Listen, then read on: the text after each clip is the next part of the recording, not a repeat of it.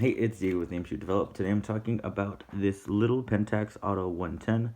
This is a 110 film camera, not to be confused with 35mm.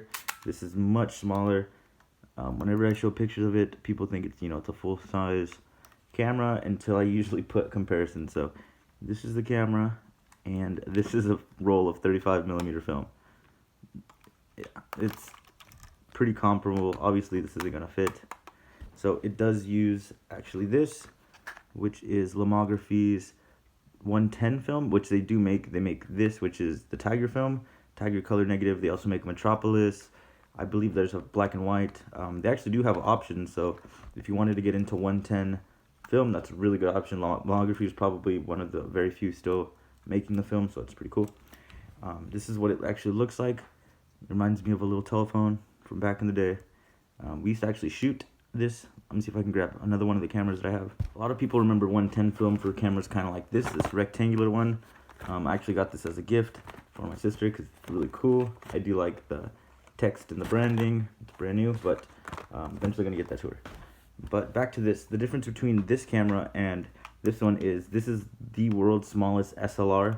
So if I take off the lens, you can't actually see it, but there's a mirror inside that goes up, and so when you look through the viewfinder, everything you see in there is going to be exactly the same. So it does have a little split focusing, so when I put this lens back on and actually move it around, you can actually see it in focus.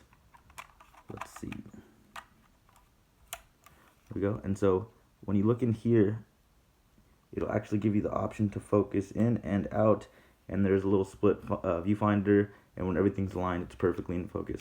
That's such a crazy feature. This has a lot of bells and whistles. So it does take the 110 film. The batteries are just these two LR44 pins or batteries. You can get a whole pack of them for a couple bucks. Yeah, if you ever do buy one of these, make sure that it has the little battery holder. It does stick out. If there's ever photos on the inside, it doesn't matter what orientation you put them on, but make sure it has this little piece, because without it, you won't have a functioning camera. So just little tips. But there is also a light meter inside. Like I was saying, all the bells and whistles. So if you half press, it'll tell you there's an LED inside on the viewfinder that has a green or orange. So green obviously is go. Orange means, hey, you really want to get some more light or consider getting a flash. Okay, so for the flash here, you can see this is pretty much way bigger than the actual camera, just about the same size. Bulky-wise, the flash is actually bigger. The thing that kind of sucks is it does have a proprietary flash, so only these kinds. I think they made two different models. What you do is you take off this little cover if the camera has it, which is here. You pop it on, and then you turn it this way. The thing that does suck is this flash actually doesn't work. I've had two different of these models. I tried buying separate ones, and I've had no luck with them. I have another one on the way. Hopefully that one works, because I do want to open up the possibility of film and shooting. So I definitely want to have this just in case, I go out and about at night. But the charm of this camera overall is just how pocketable it is. If I was to take away the strap, it would be it'd be just about the same size. Obviously a little bit bigger, but really comparable to that. This is the largest physical lens. They did actually make a few other ones. There's a zoom lens, which is much larger. I have this one on because it's easy to work with. But you do also have, which is this adorable little, let's see, what is this, that 24mm, 2.8 lens. I believe this is glass, and it does have the focusing, so you can focus it nice and clear. So you have the little caps. These things are literally adorable. I'm talking very small. It does have the Pentax branding.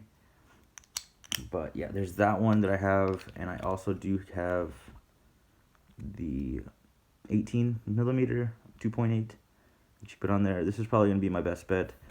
I'm probably going to keep this one around, but it makes the camera much smaller. This is the 50mm lens, 2.8. So you do have these nice little sharp lenses on the film. The difference between obviously the film and 35mm, you're going to get much smaller negatives.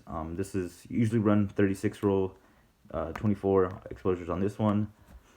And when you take a picture, You have to wind it twice, and then it unlocks the shutter. That's just enough for the little thing to push the film the opposite way, just enough. So you can see here, it does have, the way 120 works, there's always a little split window, and when you put it on there, this little thing will tell you what exposure you're on. So film, you actually don't have to do anything. So once you're done with the roll, that's it. You just take out the cartridge, get it send developed. A lot of labs, like Darkroom Lab, which is the lab I use pretty much exclusively, they do actually still use 110 film to develop it, so really cool. But let's say you wanted to switch out mid-roll from this, and let's say you wanted to shoot black and white, what you can literally do, because there's just this little slot exposed here, what you can literally do is just take it out. You'll lose one shot, which is, if you think about it, it's not that bad, and then you can just pop in another one, and you're good to go. But yeah, so once you lose that one shot, which is just this little exposed negative because the film is on both sides of these little reels, once you lose that one shot, you can just pop it back in once you're done with the roll or whatever you want to do, and then just continue like normal. You will get that little black spot in the film when it gets developed, but again, it's not that big of a deal. I do like shooting this, and I would like to have the options of 35mm. If you do the one, you're pretty much done. It's one and done kind of deal, but 110, it does have its perks, which I think is pretty cool. Just a little charm of it. So, yep, that's pretty much it. I'm going to be shooting that. I'm also shooting the Yashica Samurai, which is a half-frame camera. That one's pretty much halfway done with the roll. I'm going to probably do 2 rolls on that one just to get a really good basis on. I'll do the one and see how it goes, and then I'll see what I can do further better for the second roll. I'm trying to push out video content on the stuff that I'm doing. Obviously, I do this for leisure, and then I make the video, so, you know, it's kind of a little way I guess I do it is I like shooting film, and then I like making videos talking about shooting the film, or things that I liked and didn't like, so you guys know what to get into. But yeah, that's pretty much it. If you like this video, make sure to like and subscribe. It's very cool. I have tons of videos talking about not just this kind of stuff, this kind of film stuff, but obscure stuff no one's really seen. Just offhand, I can think of the Olympus Mute demo unit, which is a transparent camera. I also have Polaroid demo units. I have instant back lomography Polaroid cameras, which is very tough to find. I think I'm one of the very few still talking about it on YouTube. And yeah, if you have any questions, you can check out my Instagram, shoot me a DM. I'm more than welcome to talk and keep in touch. If you look at my Instagram, I have tons of stuff that I either have or owned, and you can ask me about that if you want me to make a video on any of those things. I'm more than happy to do it because I love sharing knowledge with people and getting more people into the community and allowing them in with open arms and welcoming in. So I thought that was really cool. But yep, that's pretty much it. Keep shooting film. Take care. Peace.